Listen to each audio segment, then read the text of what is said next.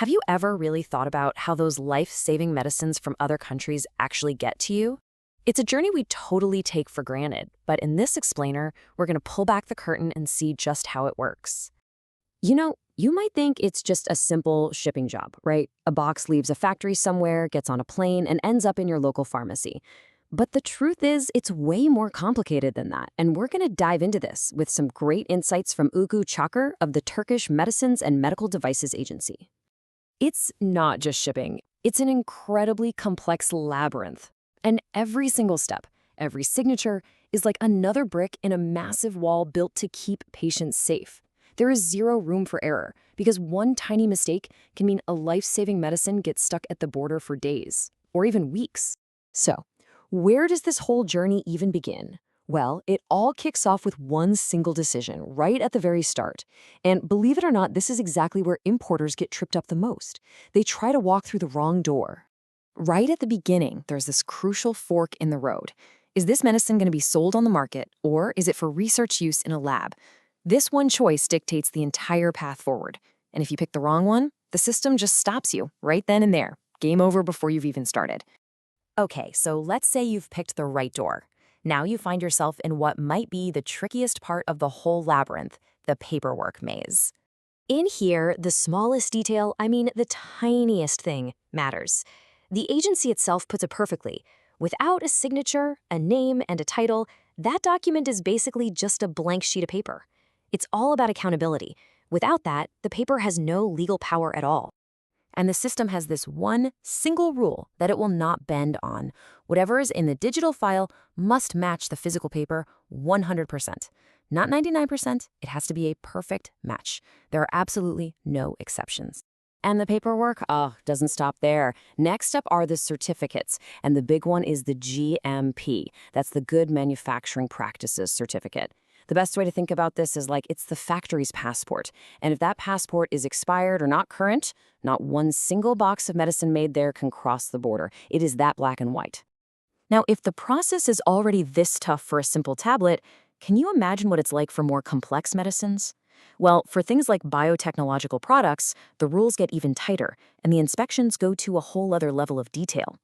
And this shows you just how deep those inspections go. The authorities basically say, look, it's not good enough to just show us the finished product. Nope.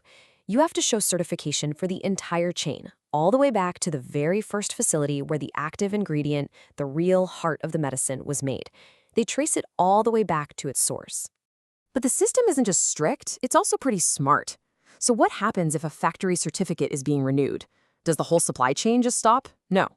The system is designed to allow products that were made while the certificate was still valid to keep being imported. It's a clever solution to make sure patients don't go without their medicine. So after all that paperwork, all those certificates, the medicine finally clears customs. But believe it or not, the journey still isn't over. Before it can hit the pharmacy shelves, there's one last digital gate it has to pass through. And the key to opening that final gate? It's the barcode. Yeah, that simple little barcode on the box is actually the backbone of this whole system. The authority even calls it a ticket, a digital thread that ties the application, the customs clearance, the quantities, basically everything, all together. It's kind of like a final digital handshake. The importer says, okay, my products are here, and the authority's system checks and says, yep, the numbers match what we approved. If that barcode on the box doesn't match the approved one in the system, everything locks up instantly. Only after that confirmation happens can the medicine finally be released. So after hearing all of that, you have to be asking yourself, why, right? Why so many rules and so many documents? Why build such a complicated system? Well, let's take a look at the architect's plan. The answer is actually pretty simple, but it's also incredibly important. This entire massive system is built on 3 solid pillars. So the first pillar, and the most important one, is patient safety. The second is all about protecting the supply chain from things like counterfeit drugs and also from shortages. And the third is making sure everything aligns with economic policies. When you boil it down, this whole labyrinth is really a system of trust, built on data that can be proven. Every single signature you give, every certificate you turn in, each one is a checkpoint designed to keep us safe. And the ultimate goal of it all?